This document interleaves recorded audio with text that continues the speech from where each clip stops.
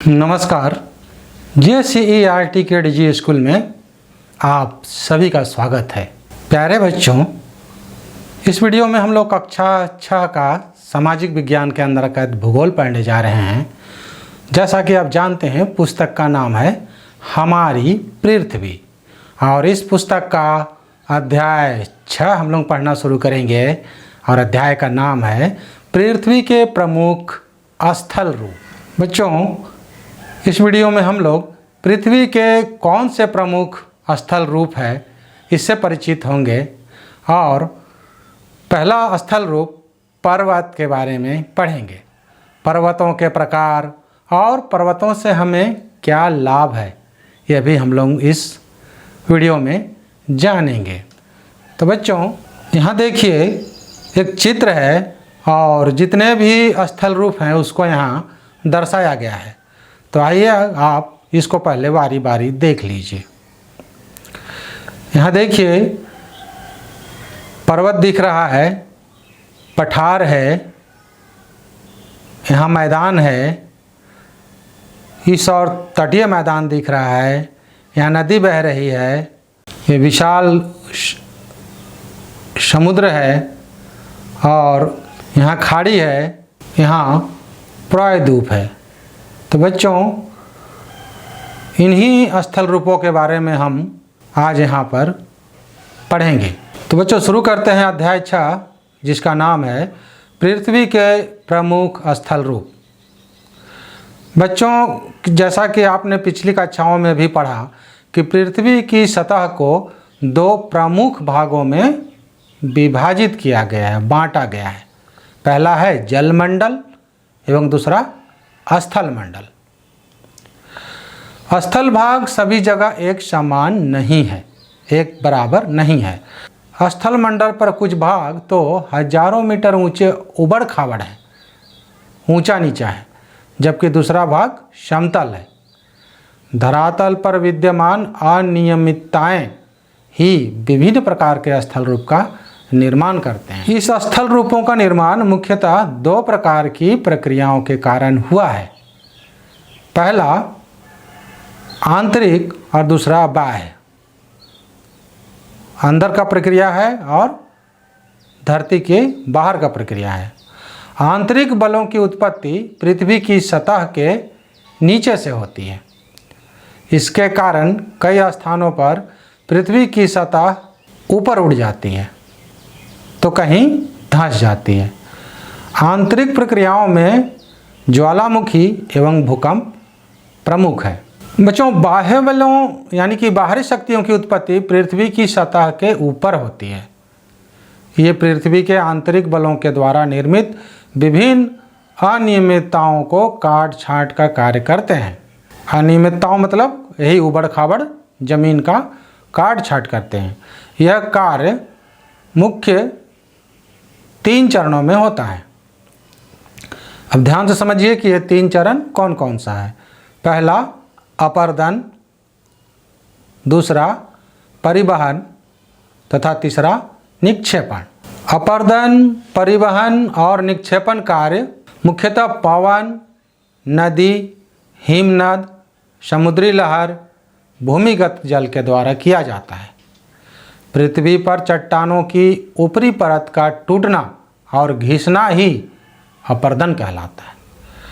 अपर्दन की क्रिया से उत्पन्न पदार्थों जैसे चट्टानों के टुकड़े, चट्टानों के कण, मिट्टी, इन सबको एक जगह से दूसरी जगह तक ले जाना परिवहन कहलाता है। अपर्दन तो तोड़ दिया, काट दिया, छांट दिया, है ना, और इस कटे छटे टुकड़ों को, धूल को, मिट्टी को एक जगह से दूसरे जगह ले जाने की प्रक्रिया परिवहन कहलाता है।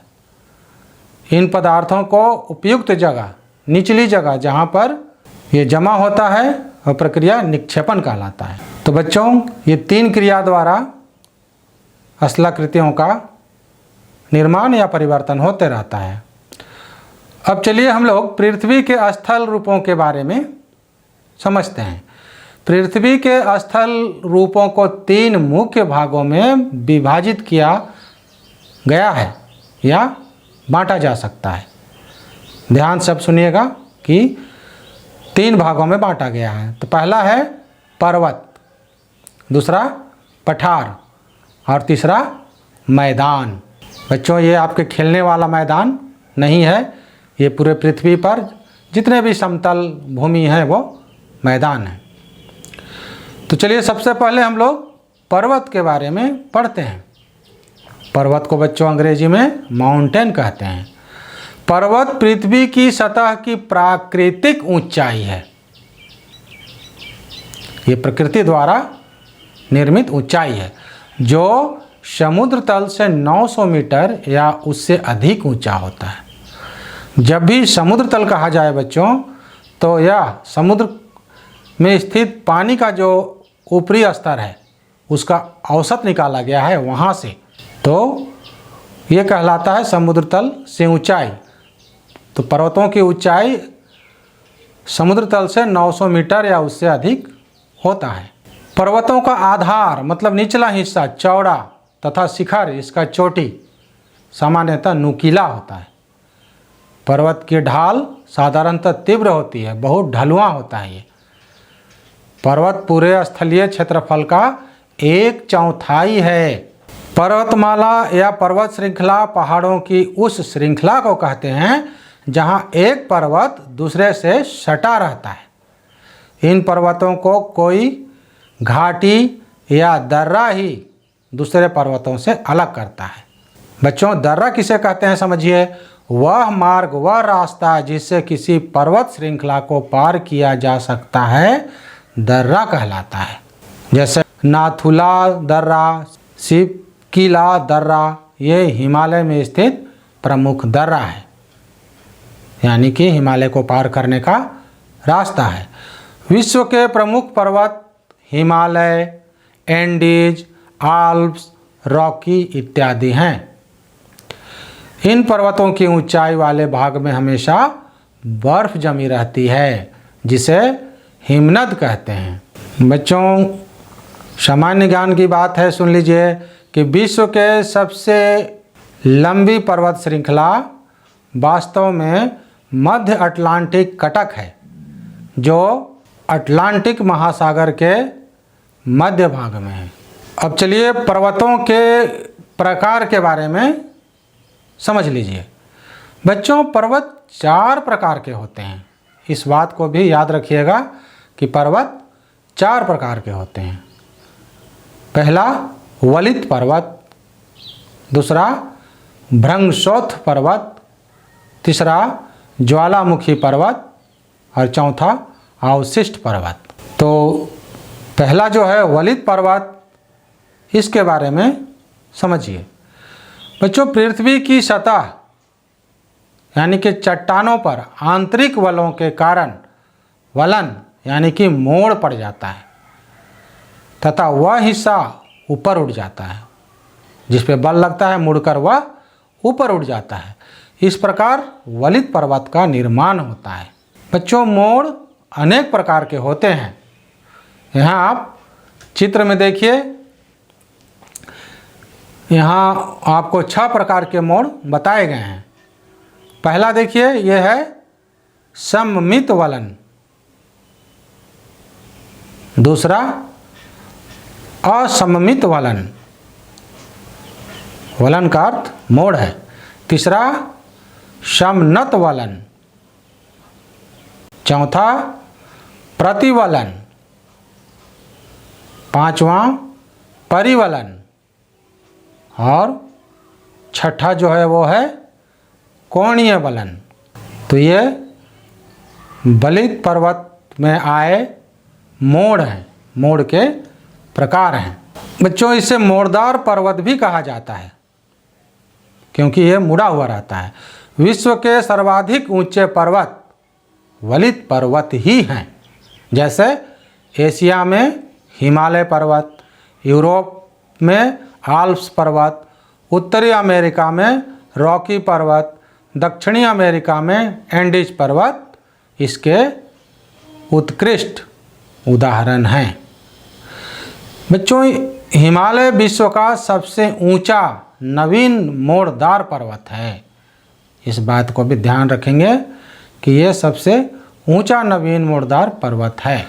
अब चलिए दूसरा पर्वत के बारे में पढ़ते हैं जिसका नाम है भ्रंगशोथ पर्वत। बच्चों, जब धरातल का एक बहुत बड़ा हिस्सा पृथ्वी के आंतरिक बलों के कारण टूटकर ऊपर विस्थापित हो जाता है, मतलब अपने जगह से हटकर दूसरे जगह पर आ जाता है, तो ऐसे इससे जो पर्वत बनता है वो भ्रंगशोथ पर्वत कहलाता है। बच्चों, यहाँ देखिए, ऊपर उठे हुए भाग को उत्खंड कहते हैं और नीचे धंसे हुए भाग को द्रोणी या द्रोणिका भ्रंश कहते हैं। इस तरह के पर्वतों के शिखर चौड़े, चिपटे तथा ढाल तीक्ष्ण, मने बहुत खड़ा ढाल, बहुत सीधा ढाल होता है। यूरोप का वॉसजेस पर्वत उत्खंड का एवं राइन नदी घाटी द्रोणी का उत्कृष्ट उदाहरण है। भारत में नर्मदा नदी द्रोणिका से होकर बहती है, जिसके एक तरफ विंध्य पर्वत एवं एक तरफ सतपुड़ा पर्वत है। बच्चों, सतपुड़ा पर्वत मध्य प्रदेश में स्थित है। यह भ्रंगशोथ पर्वत का उदाहरण है। हमारे राज्य में प्रवाहित होने वाली दामोदर नदी भी भ्रंश घाटी से होकर प्रवाहित होती है, मतलब बहती है। बच्चों, जानने योग्य बात है, सुन लीजिए। प्रशांत महासागर में स्थित मौनाकी पर्वत, जिसको हवाई द्वीप भी कहते हैं, सागर की सतह के नीचे स्थित है और इसकी ऊंचाई 10,205 मीटर है। अब बच्चों, तीसरी पर्वत के बारे में समझिए, सुन लीजिए। यह है तीसरा पर्वत ज्वालामुखी पर्वत। ज्वालामुखी पर्वतों का निर्माण ज्वालामुखी क्रियाओं का परिणाम है। ज्वालामुखी क्रिया के कारण पृथ्वी के अंदर से गर्म मैग्मा चट्टानों के टुकड़े तीव्र गति से बाहर निकलते हैं। ये मैग्मा तथा अन्य पदार्थ ज्वालामुखी के मुंह से, जिसको क्रेटर कहते हैं, उसके चारों ओर जमा होते जाते हैं एवं पर्वत का रूप ले लेते हैं। इसी पर्वत को ज्वालामुखी पर्वत कहा जाता है। बच्चों, ज्वालामुखी पर्वत शंकु के आकार के होते हैं। अब साथ साथ यहाँ चित्र भी देखते जाइए तो कहा गया शब्द आपको समझ में आते जाएगा। और इसका उदाहरण है अफ्रीका का किलिमंजारो, जापान का फ्यूजियामा और इटली का वेसुवियस पर्वत। तो ये था बच्चों ज्वालामुखी पर्वत की जानकारी। अब चौथा जो पर्वत है वो है अवशिष्ट पर्वत। अपर्दन के कारक, अपर्दन मतलब जो काट छाट करते हैं, तोड़ते हैं चट्टानों, पत्थरों, जमीन को, तो उसके कारक कौन कौन से? पवन, बहता जल आदि लगातार पर्वतों पर क्रियाशील रहते हुए काट छाट करते रहते हैं। जितने भी पर्वत है उसको तोड़ते रहते हैं। लाखों वर्षों की क्रिया के फलस्वरूप इन पर्वतों की ऊंचाई धीरे धीरे बहुत कम हो जाती है और ऐसे पर्वत अवशिष्ट माने बचा हुआ पर्वत कहलाते हैं। भारत की अरावली पर्वत श्रृंखला इसका अच्छा उदाहरण है। अरावली पर्वत विश्व का सबसे प्राचीनतम, सबसे पुराना पर्वत है जो वर्तमान में अवशिष्ट पर्वत का रूप ग्रहण कर चुका है। अपर्दन के कारकों से घिस घिस कर टूट कर ये जो बचा है वो अवशिष्ट पर्वत कहलाता है। तो ये था बच्चों पर्वतों की जानकारी। अब हम लोग पर्वतों से क्या लाभ है इसको समझते हैं। बच्चों, पर्वतों से अनेक लाभ हैं। पर्वत जल के संग्रहागार होते हैं, मतलब ये जल को जमा करके रखते हैं।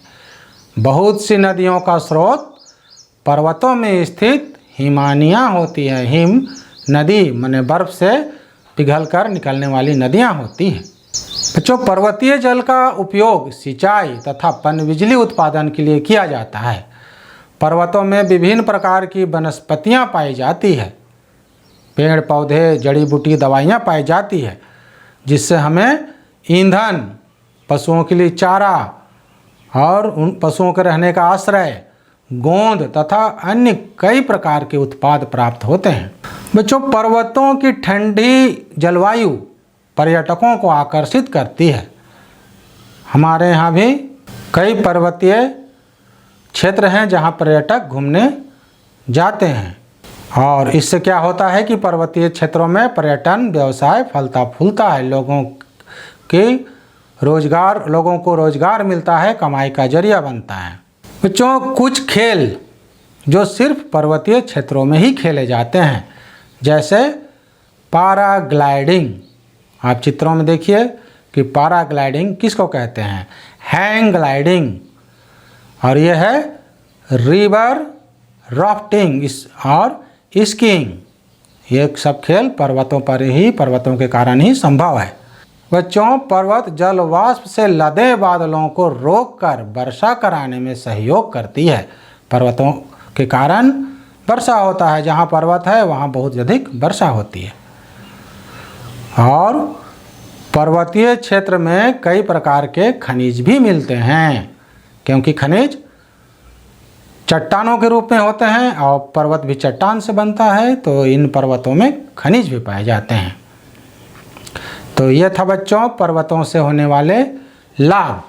तो बच्चों, आप लोगों ने यहाँ पर स्थलाकृतियों के बारे में समझा कि कौन कौन से प्रमुख स्थलाकृति पृथ्वी पर हैं, और उनमें से हम लोगों ने पहला स्थलाकृति पर्वत के बारे में विस्तार से जाना कि कितने प्रकार के पर्वत होते हैं, और अंत में हम लोगों ने पर्वत से होने वाली लाभ को भी समझा है।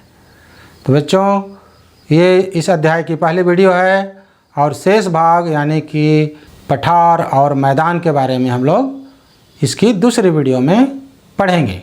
तो बच्चों, ध्यान से पढ़ते रहिएगा, लिखने का अभ्यास जारी रखिएगा, हमेशा खुश रहने का प्रयास कीजिएगा और खेलते रहिएगा। धन्यवाद बच्चों।